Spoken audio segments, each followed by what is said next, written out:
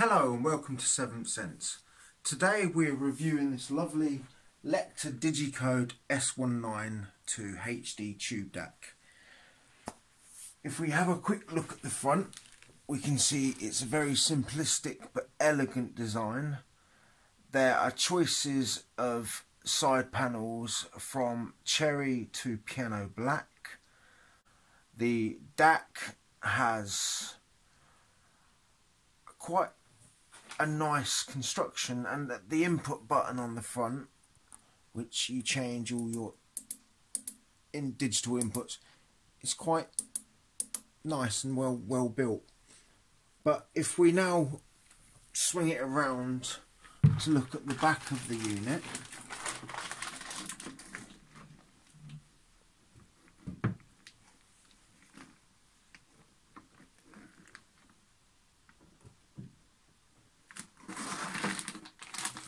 back of the unit, and as I said, what we've got from left to right, we've got balanced left, unbalanced right, and balanced right. The balanced on this is a true balanced configuration. Then we're going to input 1, which is SPDIF, input 2 BNC, input 3 ASEBU, and input 4 optical stroke Toslink. There is a USB as well as an input. It needs no drivers to play from your Mac or PC. It is ASO native, so it can use Wasabi and KS. Coming further along, we've got on the far right a ground on and off with an actual grounding pin to the chassis if you want to ground the product on a grounding block. Then opposite at the top you've got a SPDIF out, which you can use for other variances of applications. And then underneath it you've got this one called a word clock. This word clock basically means you can add an off-board master clock, which will basically re-clock the sound of the unit. Quite nice, to be honest. But if we turn it back round,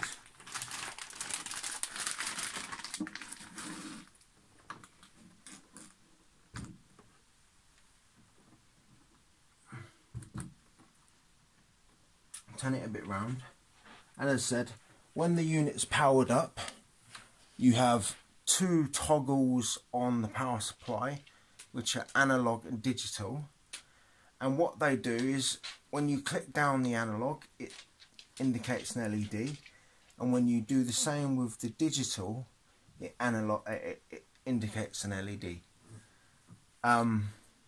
If we can talk about a quick sort of overview of the unit, this unit is listed as a HD tube DA converter. The output impedance is 250 ohms. The jitter interface is 20 ps. The frequency response is 15 to 96 kilohertz. The input digital impedance is 75 ohms SPDIF and 110 ohms AES-free. The where are we? The signal to noise is 100 dB A weighted, and the true harmonic distortion is 0.1%. This DAC, you know, is really sophisticated and elegant in its own tidy manner, to be honest. With the choice of sides of the cherry or the piano, it's cosmetically up to what you prefer on your unit. This unit has, through all the inputs, a frequency. Well, when I say a frequency, it's what each input can take, and each input can take 32 to 44.1, 48, 48, 88.2, 96, 176.4 and 192 at 24-bit. If we grab the power supply, come over, and this is really the thing what powers the Lector up. We've got 3 lovely alloy toggles, and you've got power, analog and digital.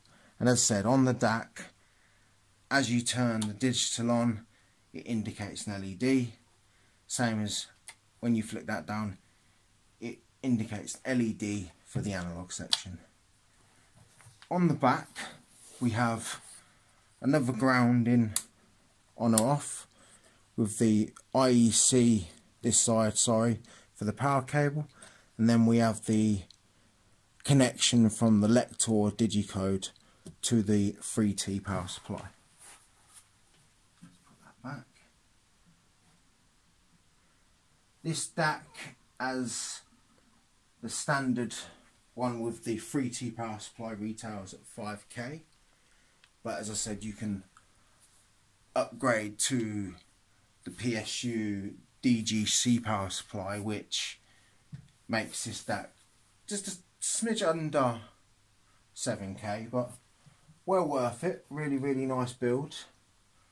The measurements are 440 by 300 by 105, weight 8 to 10 kilos. Maximum resolution of each input is 192, sorry. Minimum is 320. Output voltage is 2.5 volts, and it's sort of it's really nice to sort of live with. It's quite simplistic in its way of functionality, but if we get to the true reason of this, it's my opinion on the sound and the way it makes me feel. So if we get on to, for me, engagement is more important and musicality. So if we get down to the way the clarity is with it, the musicality and the vibrance of the way the clarity just warms even the highs. It's quite nice, really. The Lector, as I said, it's sort of being an R2R ladder configuration, which a lot of manufacturers are going back to now. It's quite organic in its analog presentation. It keeps it slightly analytical to keep the recordings true, because not every recording was recorded the same. This DAC uses 4 12AT7s, which are the ECC 81s. It's got basically, you know, off-board power supply is usually a great thing to have. No, where were we? We were at the sound, really. But no, sound. So let's put it into 5 categories. Dynamics. Medium to sort of not bad, but that's with the smaller 3T power supply. I'm surely expecting with the big DGC power supply that to hit sort of a 9 or a 10 or maybe an 8 or a 9. Let's be realistic, because nothing's perfect in this hobby. And then let's go, as I said, from dynamics to soundstage and depth. The width is actually quite nice, and the depth is sort of deep, but sort of respectful for the price point of the Digicode. Bass control and sort of bass control is quite nice in the mid to sort of high bass, but in the low end it's a little bit sort of lighter and layered. What did I like with this DAC? I loved how it made your toes tap with a lot of jazz or blues music. It was very great for live recordings. It demonstrated pace, rhythm and timing, which you know most tubes sort of add an extra glow to it. This added that glow, but it also added the energy and the vibrancy of the recording environment. I tried 3 of the digital inputs on this product. I tried USB, Toslink and SPDIF. The SPDIF had a little bit more snap to instruments and to wood, you know, cellos, double basses and sort of bass guitar, whereas the optical had a little bit more airiness, but it was a lot more darker background when it come to soundstage. The USB was a mixture of both. It sort of gave you the clarity, but it also gave you the snap, but the snap was very articulate in its feeling and its sort of shaping of the music and the instruments and the blending. As it burnt in through the hours, it just got more rich and sort of fleshed out, and it just become its own musician. And if I'm honest, it sort of turned some metal and rock music into quite unique pieces of its own kind. But I could go on for quite a while with this DAC, to be honest. It's a lovely DAC. I'll miss it when it goes, but like anything you have, there's always other things to try to sort of compare and sort of keep on jumping down this rabbit hole in this hobby. So yeah, I'll keep on messing around, and you know, hopefully you would do the same. But today I'll say give them a call at Emporium Hi-Fi. They're a great bunch of people, as I said. Give them a call. Nick, Doug, they'll all help you out. Or sorry, Dom, Doug, I can't remember. They'll all help you out, and I'll tell you what, try it, demo it. You might actually put it in and think to yourself, I'm glad I tried it. And as I said, leave me a comment, like the video, and as I said, thank you for watching. And now it's time for the Lector Digicode 192 Burnin video. Thank you, Happy New Year, and let's start the new year with a big bang. Thank you, cheers, bye.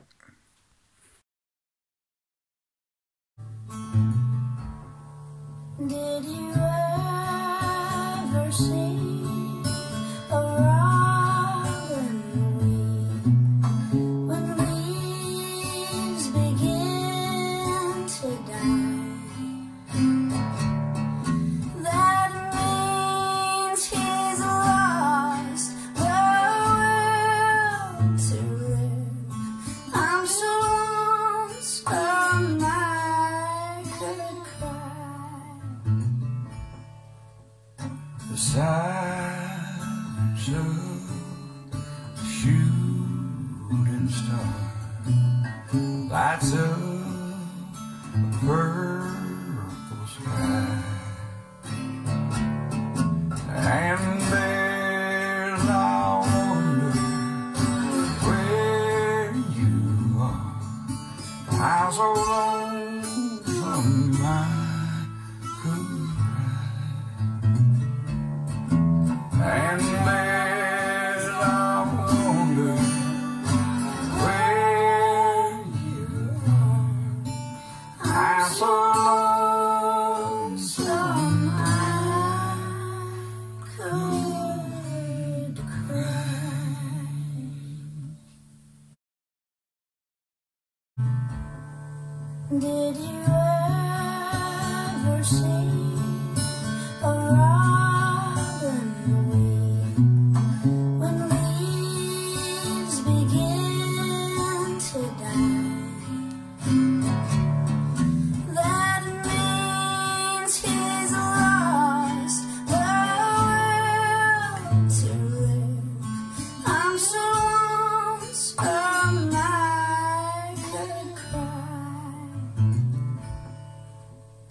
The signs of a shooting star lights up the purple sky,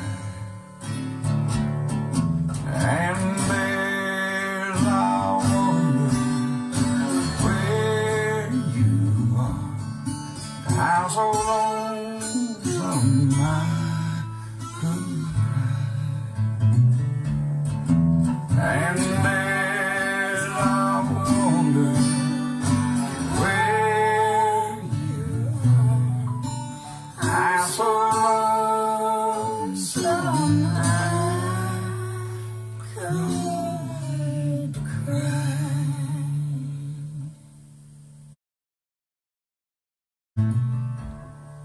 Did you ever see a robin weep when leaves begin to die? That means he's lost the will to live. I'm so lonesome I could cry.